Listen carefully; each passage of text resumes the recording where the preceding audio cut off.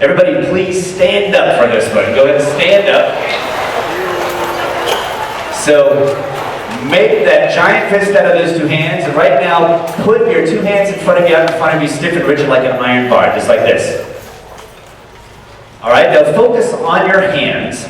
Imagine your hands becoming so tightly locked together they simply will not come apart no matter how hard you try. When you've got your own hands so tightly locked together they simply will not come apart, give a good test. Make sure they will not come apart. If they start to come apart, just squeeze down even tighter. Now take a deep breath in, breathe out, and close your eyes. Keeping your eyes closed, focus just on your hands with your eyes closed and my instructions. In a moment I'm going to count from 1 to 5. By the time I reach the number 5, you're going to find that your hands have become so tightly locked together that they simply and truly will not come apart no matter how hard you try. 1. Your arms are stiff and rigid. Your hands are now becoming so tightly locked together they simply will not come apart no matter how hard you try. In fact, they are locking down tight and squeezing down shut. 2. Imagine your hands are super glued together. Wrap your mind around that thought. Your hands are now super glued together. 3. Locking down tight, squeezing down shut as if they are carved from a singular block of wood. Locking, tighter and tighter. 4. The more you concentrate, the more powerfully locked together those hands are becoming.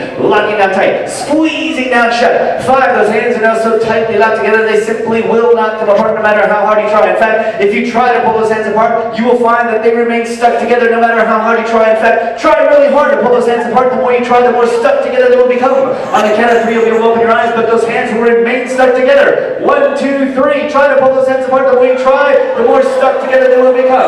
If you've been able to pull those hands apart, go ahead and sit down. If those hands are still stuck together, remain standing.